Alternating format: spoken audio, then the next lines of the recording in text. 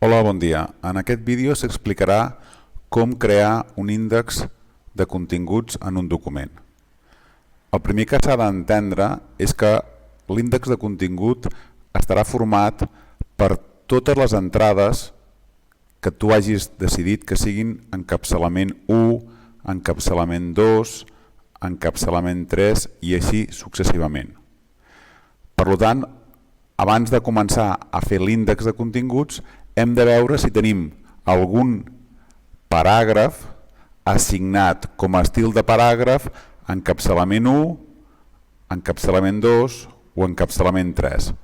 Vaig a moure una mica per el document per veure si hi ha algun paràgraf que té assignat l'estil de paràgraf encapçalament 1, 2 o 3.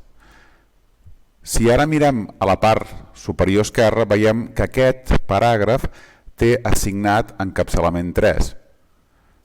En principi, això estaria malament, perquè nosaltres aquest el volem com a encapçalament 2, perquè és 1.1. Baixem una mica més. Aquest 1.2 ens posem damunt amb el ratolí i veiem també que és encapçalament 3. Per tant, aquest també seria encapçalament 2.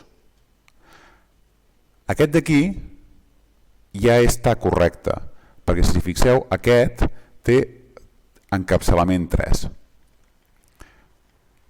El que s'ha de fer és repassar totes i cadascuna d'elles i si alguna d'elles no fos la correcta, modificar-la. Per tant, anem a veure...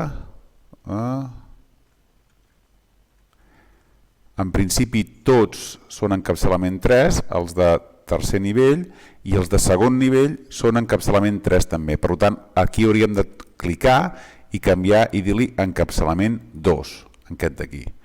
Ara se'ns ha marxat el número. De moment no és important això, sempre el podem afegir. Suposem que aquest és el número 1.3, sempre el pots afegir. Anem baixant fins a trobar-los tots. Ja no en tenim més. Per tant, teníem dos de nivell 1, que eren aquest d'aquí, que aquest li direm encapçalament 1, i li posarem tema 1, i el de baix, que era també de nivell 1, tots aquests eren de nivell 1.